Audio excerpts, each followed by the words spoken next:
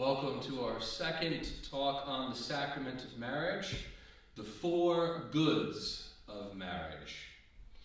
The goods of marriage are those essential elements and properties without which the very nature of marriage would suffer defect and thus not be a valid sacramental marriage. The essential goods of marriage have been identified by the Church over the past 2,000 years amidst the cultural and theological challenges that marriage as a Christian sacrament has faced amidst external secular and intra-ecclesial challenges. The challenges have given rise to the Church declaring 4 goods of marriage. Bonum prolis, the good of the procreation and formation of offspring. Bonum fide, the good of exclusive fidelity. Bonum sacramenti, the good of perpetuity, the indissolubility of marriage. And bonum conjugum, the good of the spouses. These 4 goods have developed in response to different challenges presented to the Christian notion of marriage. The purpose of this essay will be to explore the 4 goods in their content and meaning, and to cultivate an awareness of each of these goods so married couples will deepen their appropriation of these goods in their marriages. And that will fulfill Canon 1063. 1063, specifically paragraphs 1 and 4, which require all pastors to nurture the understanding of marriage within married couples' relationships, so that those relationships bear true fruit and they are receiving the spiritual and sacramental accompaniment and assistance of the Church. After all, the lack of a free, deliberate consent to these goods or the intention against forming a partnership of the whole of life, the end or purpose, finis operis of marriage, would be the simulation of the sacrament and therefore not a Christian marriage at all. So when we're talking about the ends of marriage, we're not talking about the fact that it comes to an end, death do us part. No, we're talking about the goal, the purpose that marriage is meant to reach, what it is meant to bring forth. So in this way, we see the final ends, the ends of this work of marriage is the fact that there's a partnership of the whole of life and these 4 goods. Most especially the bonum sacramenti, bonum prolis, bonum conjugum, and bonum fide. A brief historical context of the 4 goods. The first historical context will explore the bonum sacramenti, the good of perpetuity, indissolubility. The Christian notion of marriage has always faced challenges from external cultural and societal influences, as well as from within Christianity itself. In both Jewish and Greco-Roman societies, their laws permitted for ease of access to divorce, that is, the dissolubility of marriage by civil or religious authorities. As the eminent contemporary canonist Reverend John Beale states, the cultures in which Christianity was born and raised did, however, challenge its understanding of marriage. Jesus had pointedly rejected divorce. Both Judaic and Greco-Roman laws made provisions for relatively easy divorce, at least for the husband. The challenge to the Christian notion of marriage as indissoluble, that is, a perpetual sacramental bond, is still challenged by the common secular notion that marriage is dissoluble intrinsically by the authority of the couples themselves and extrinsically by an external authority such as the state. The Catholic Church holds that a sacramental marriage is indissoluble by intrinsic, so the couple themselves do not have the authority to dissolve the marriage, nor does any other external authority or power. Since the Edict of Milan in 313 AD, and thereafter Christianity becoming the official religion of the Roman Empire, the Catholic Church was capable of greatly limiting divorce. The Catholic Church upheld the ability to dissolve a marriage in the light of the Pauline privilege, which you can learn more about in Canons 1143 through 1149, and issue decrees of invalidity of marriage for derivament impediments, such as non-dispensed consanguinity.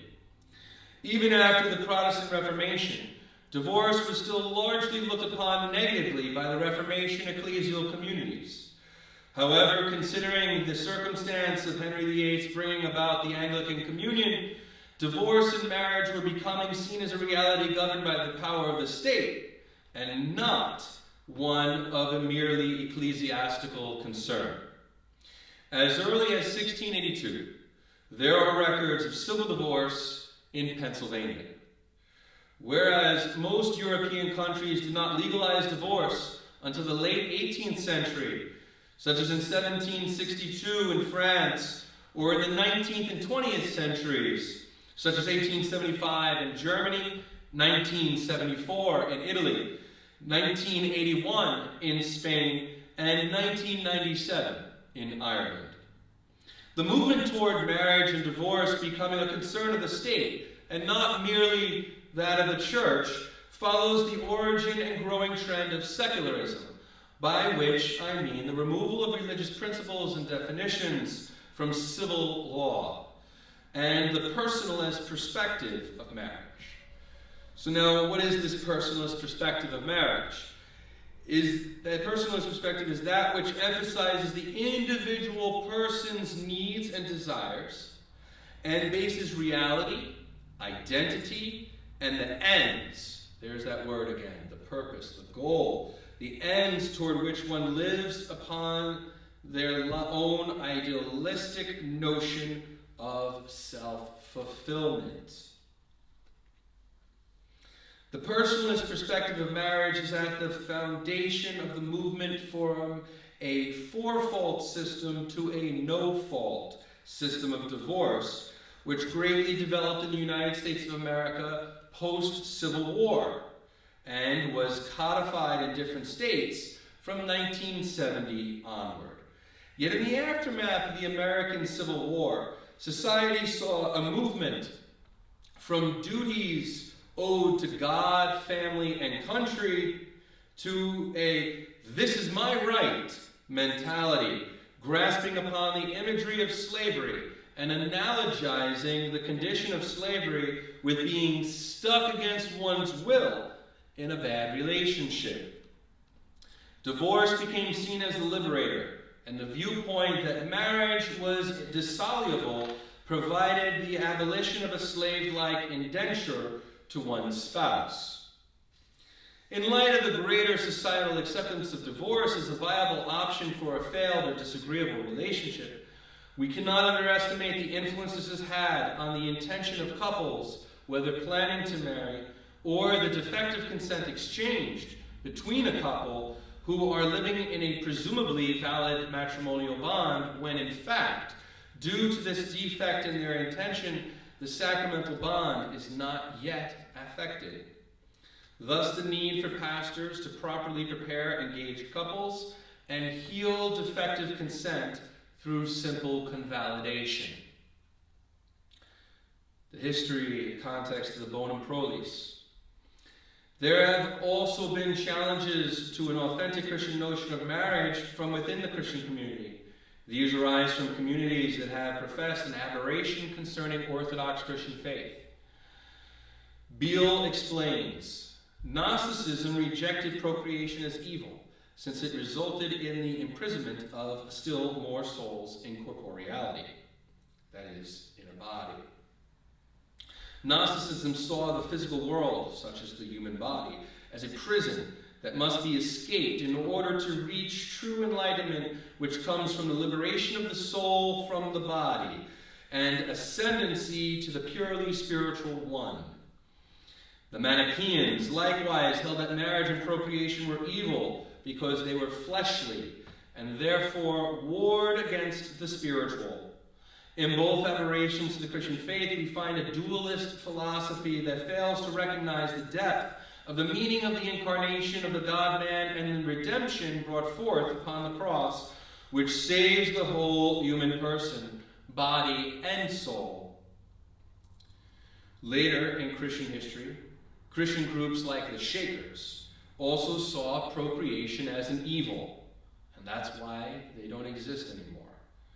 These negative views toward the gift of human sexuality that undermine the good of the procreation and formation of offspring on the one side are equally undermined by the more contemporary aberration concerning the gift of human sexuality, which sees sex merely as the fulfilling of a personalist need for pleasure and sometimes companionship, but not intrinsically connected to the good of the procreation and formation of offspring.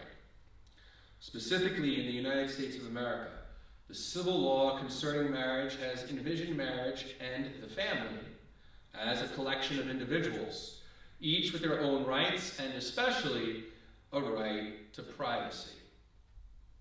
The notion of a marriage or family as a collection of individuals undermines the notion of a consortium vitae, that is, a partnership of the whole of life, the duties that one owes to the other, and the communal rights of the marriage and family as a unit.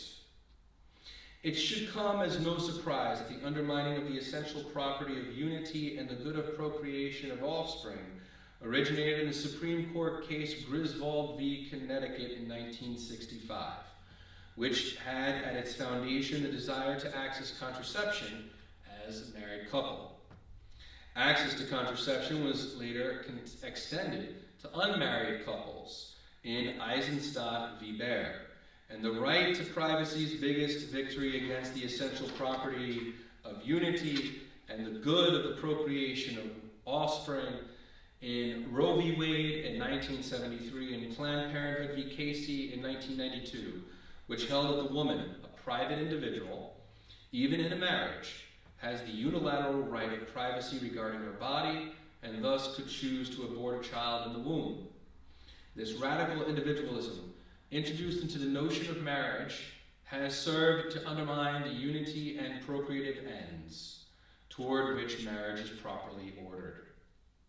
However, the complete removal of the procreative end of marriage and the redefining of marriage as a mere fulfilling of a personalist need for pleasure and sometimes companionship came with the United States Supreme Court case Obergefell v. Hodges in 2015, which created a right to a personal choice for marriage, specifically same-sex marriages. Now, this essay is not concerned with the discussion concerning the right of same-sex couples to be recognized with civil legal protections, but the effect that this Supreme Court ruling has had on the end of marriage, or the procreative end and unitive ends in a marriage.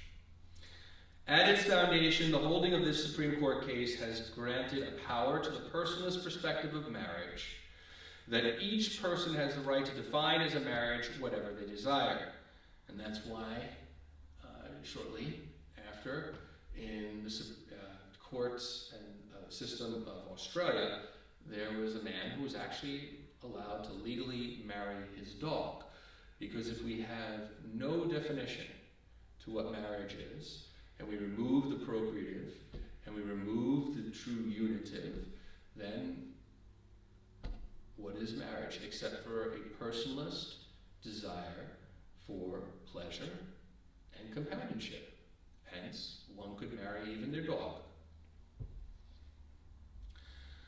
Thus, the definition of marriage has potentially become amorphous, removing marriage as the unique context for the procreation and formation of offspring, and removing human sexuality from the purpose of procreation of offspring renders the relationship between spouses as utilitarianism.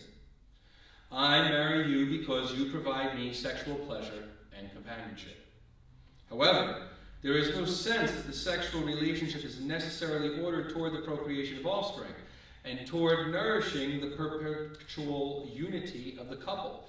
Because if one or both persons are no longer being fulfilled, receiving the pleasure they desire, they can have the civil authorities dissolve this relationship and move on to someone else. the bonum fide, exclusive fidelity, history. Much later in history, certain other communities, such as the Mormons, held beliefs against monogamy, that is, the exclusive fidelity between spouses, and they encouraged men to take many wives. Interestingly, the reciprocal was not permitted, a wife with many husbands. However, the history of marriage is replete with instances of the infidelity of one or both spouses. Jesus, in raising marriage to a sacrament, elevated the dignity of unity and fidelity between spouses as a public witness to the fidelity that he himself has with the church.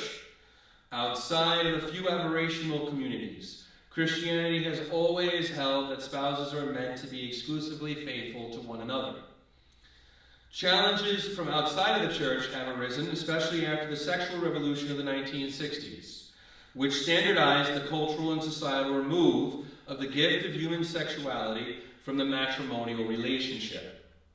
Where previously sex outside of marriage was a taboo, after the sexual revolution, sex outside of marriage has been presented by cultural influencers as the acceptable, indeed expected, norm of life.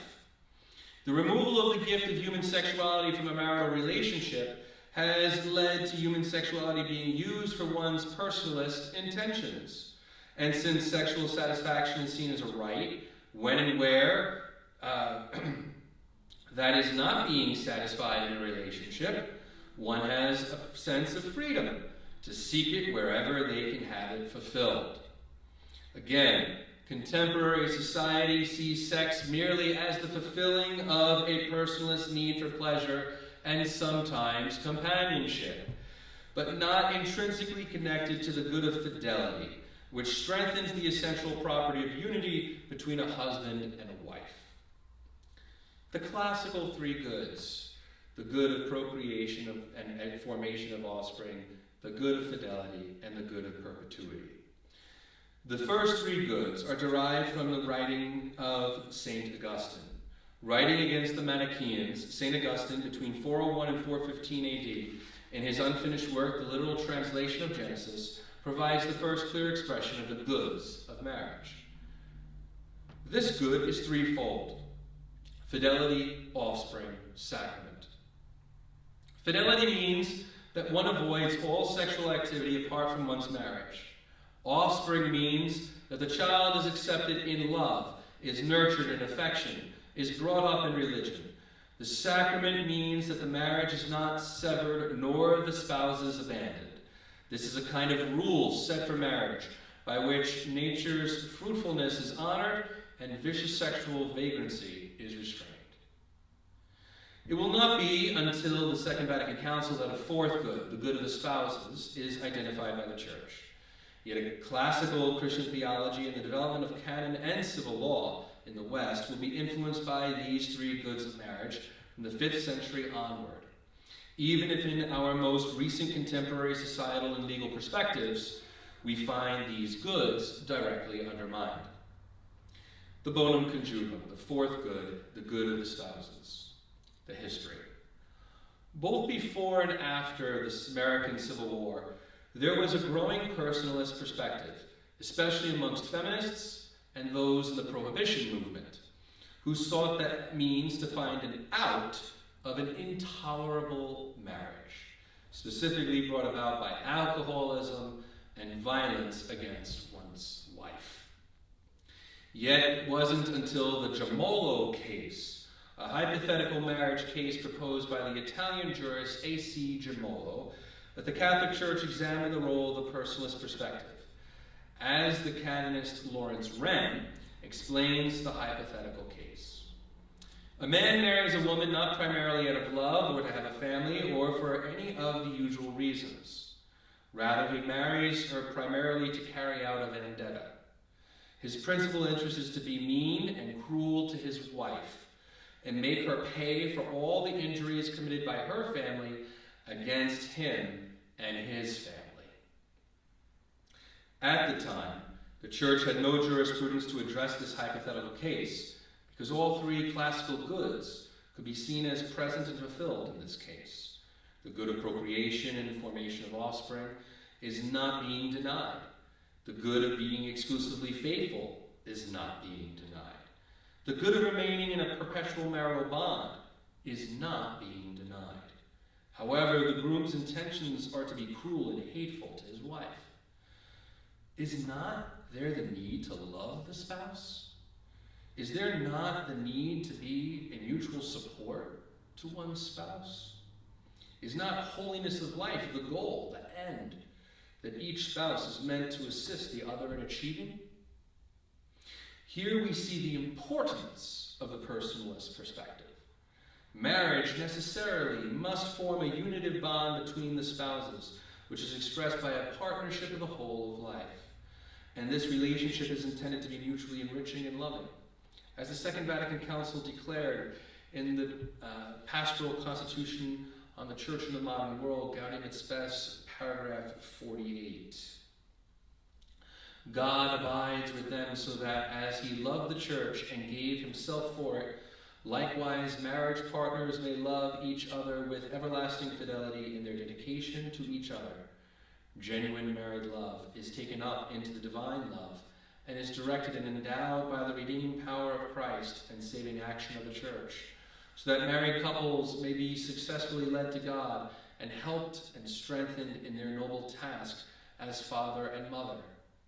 For this reason, Christian partners are fortified and in a sense consecrated for the duties and dignity of their state by a special sacrament, by virtue of which they fulfill their marital and parental tasks, imbued with the Spirit of Christ who fills their whole life with faith, hope, and love, and increasingly attain to their own perfection, their mutual sanctification, and their joint glory of God.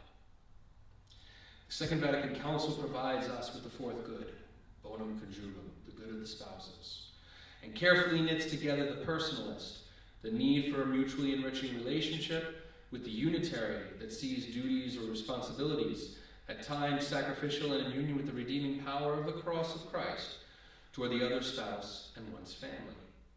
This comes from the general notion in the Church that rights come with responsibilities, and thus, if I have a right to a partnership of the whole of life with my spouse, there are mutual responsibilities on the part of each spouse to provide for the good, spiritual, moral, psychological, emotional, and physical goods of the other. The paradigm of the sacrament of marriage is the marriage of Christ to the church. So here we look at both the ecclesiological, so theological, and sacramental and canonical reality of this theological canonical reality that is marriage. The goods are directly related to the sacramental reality of the church as the bride of Christ. And the nature of the relationship between Christ and the church. This relationship is not a mere contract, but a covenant. This term, covenant, which is used to translate the Latin fidus, derives from Vatican II, and it serves to broaden and enrich the concept of Christian marriage by linking it to A, to the covenant between God and his chosen people, and B, to the Pauline model of the church as the spouse of Christ. The covenant of the marriage, whether between God and the church or bride and bridegroom, is expressed through an indissoluble perpetual bond, exclusive fidelity, the bringing forth and formation of new life, and the mutual assistance that seeks the highest good of one's spouse. The marriage of Christ to his church is the visible reality to which the sacrament of matrimony makes a visible public witness. The couple requesting the sacrament from the church is asked, do you want to enter a truly Christian marriage, one that is permanent, exclusive, and open to children? The commitment to a permanent union between husband and wife witnesses to the union of Christ and the people of God, the church. The faithfulness of husband and wife witnesses to the faithfulness of Christ, to the people of God, the church, in the new and eternal covenant expressed in the Eucharist.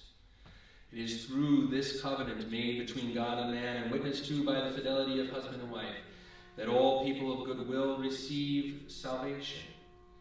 In our openness to receiving the blessing to cooperate with God in the generation of new life, husbands and wives witness to the biological and spiritual generation of life through and by the union of Christ to the church.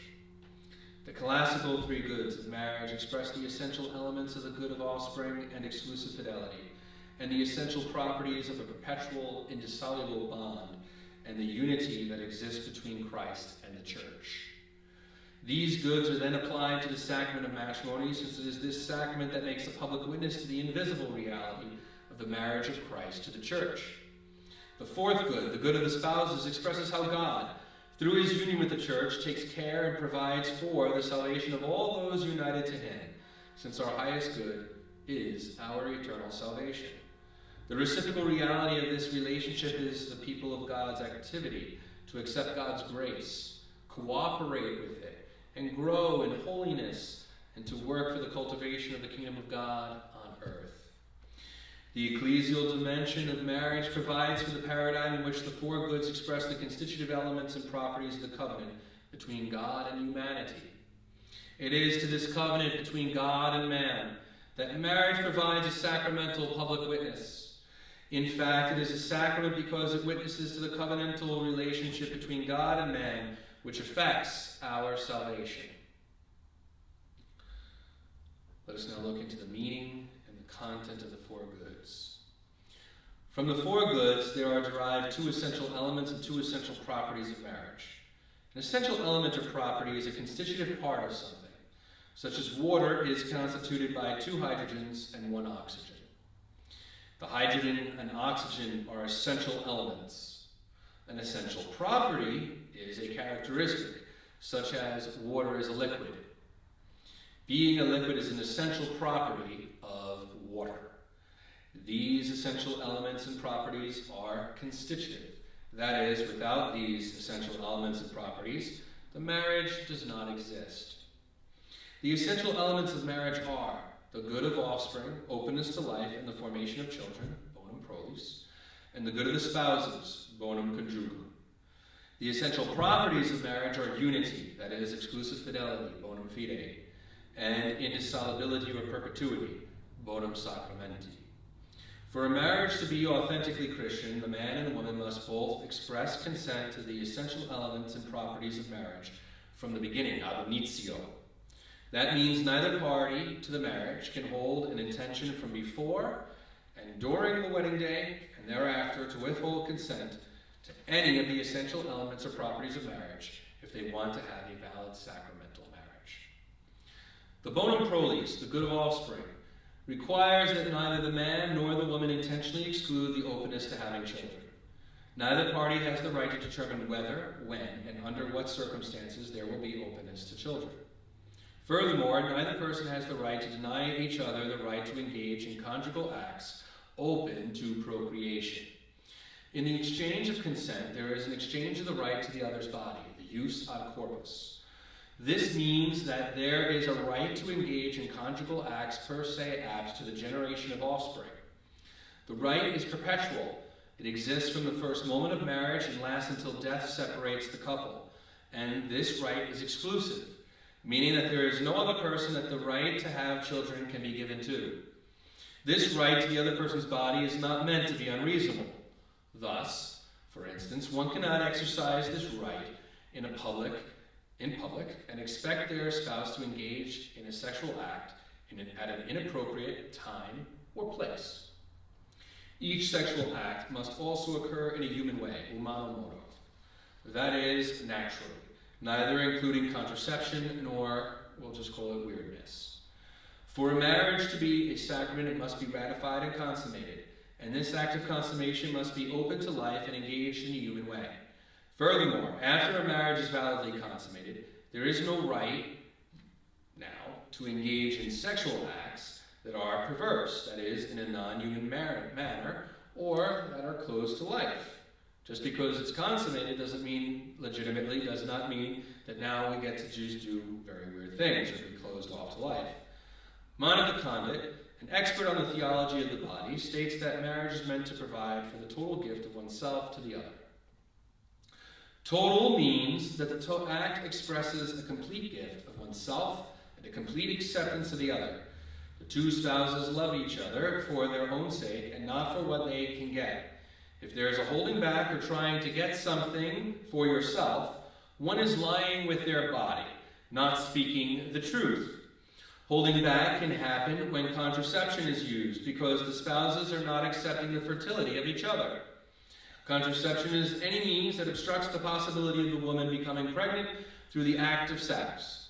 Seeking to get something selfishly for oneself happens when the other person is seen as an object to use for my pleasure. The good of procreation places the sexual act in a healthy context in which a true total gift of self is capable of being offered and received between spouses.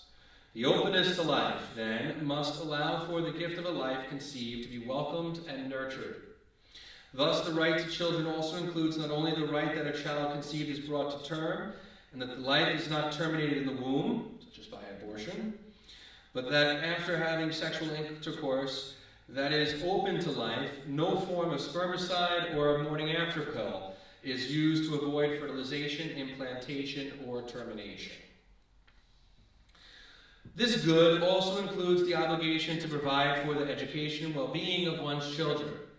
The word educatio in Latin signifies more than intellectual and professional development of the child, but the holistic formation of the child concerning their psychological and emotional needs, spiritual needs, moral need formation, and physical health. The bonum prolis is undermined if a parent is open to life but then intends to abuse their offspring.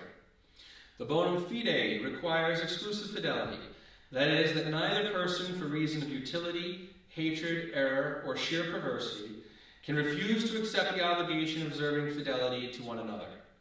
Condit states, this mutual exclusivity provides the security the spouses need to be vulnerable with each other. They can feel safe with each other, knowing that this bond is between the two of them and no one else. Exclusive fidelity also includes not introducing anyone other than one's spouse into the intimacy that is meant to exist between a husband and a wife. For example, a wife who shares intimate details of her marriage to her girlfriends, or a mama's boy who goes to his mommy to tell her all about his day instead of his wife. These are also violations of the special and exclusive intimacy that is meant to exist between a husband and a wife. Lastly, entering a marriage with the intention of using pornography and masturbation are a violation of exclusive fidelity. The bonum sacramenti. What else does "until death do us part" mean, other than that the relationship is indissoluble? Neither person can reserve to themselves a right to terminate the marriage, that is, get divorced, if the outcome is unsatisfactory.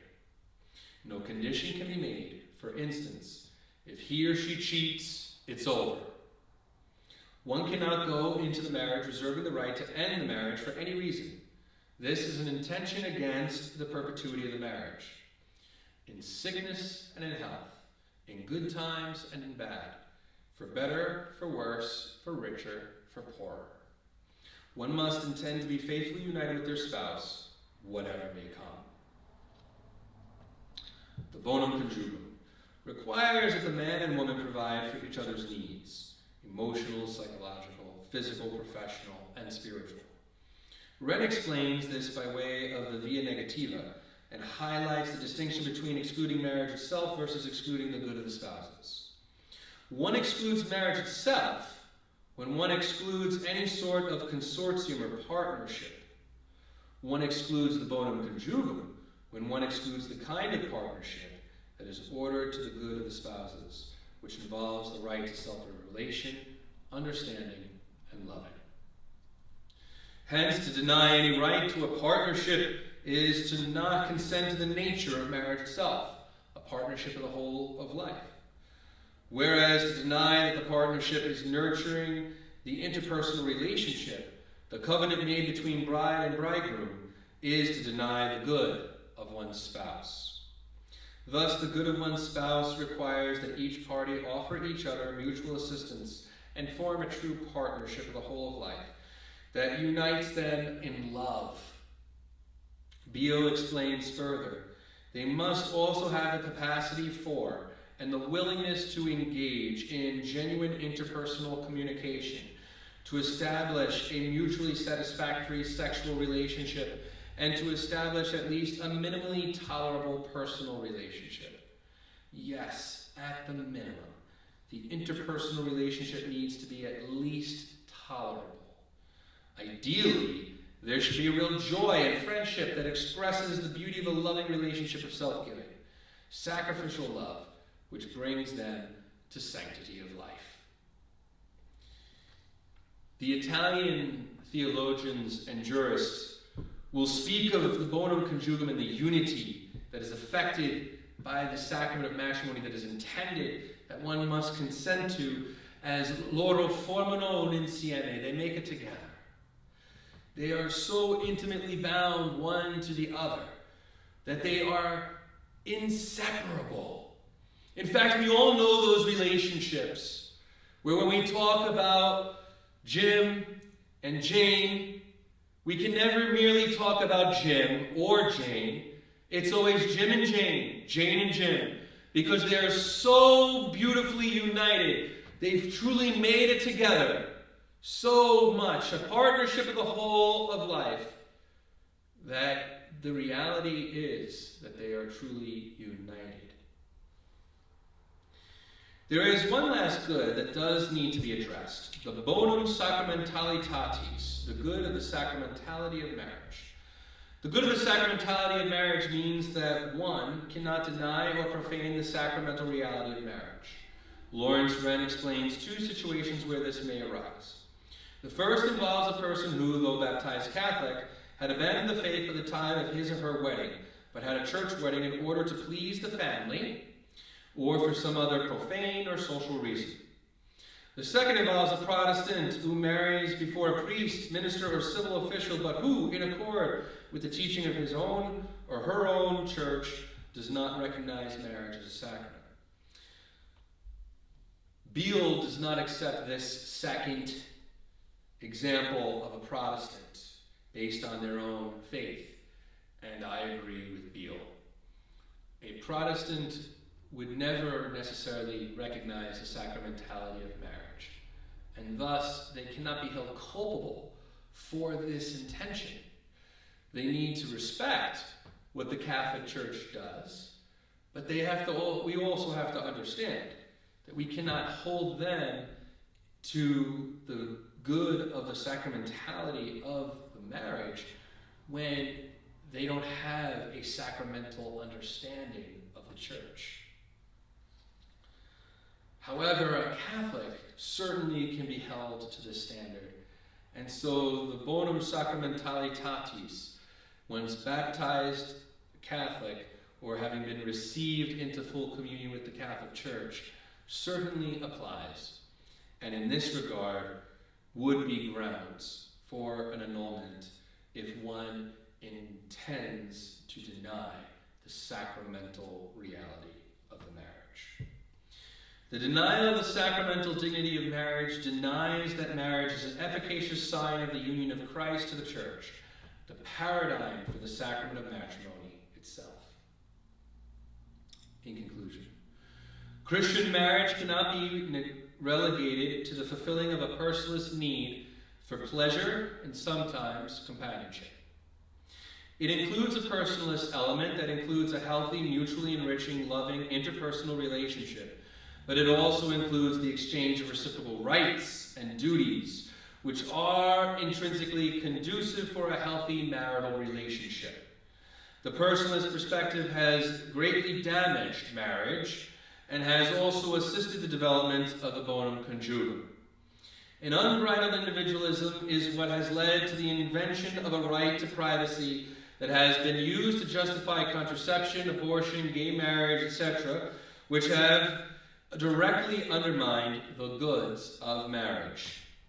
On the other hand, the interpersonal relationship cannot be ignored.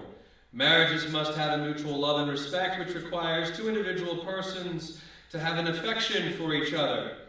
Yet that love is meant to unite and not keep the two persons as independent individuals. Here is where the consortium vitae is established, because the two people create an intimate bond that forms a partnership of the whole of life. United, they are now no longer individuals, but partners in a joint enterprise, marriage, which creates rights and responsibilities that they have toward each other to maintain the consortium vitae. Once one is married, the personalist perspective means to accede to the union, and the union then nourishes the interpersonal through the mutual exchange of rights, responsibilities, and a loving relationship which holds the best interest of the other as the object of its activity. These rights and duties of married couples are expressed in the four goods of marriage, which give form to the essential elements and properties of marriage found in the paradigm for a Christian marriage, the marriage of Christ to the Church. The four goods of the sacramental marriage provide the essential elements and properties to nurture a partnership of the whole of life and lead the married couple to their highest good, salvation. Pastors of souls have the duty and responsibility to not only prepare engaged couples to consent to these four goods of marriage freely and deliberately, to nurture married couples in their commitment to these four goods, that they may have fruitful and life-giving marriages that nourish the life of faith and parish communities through their witness, but to heal defective consent through simple convalidation, where the relationship perdures, or assist persons who have been injured by a failed relationship through the annulment process, where these goods were not consented to and absent in the attempt at marriage.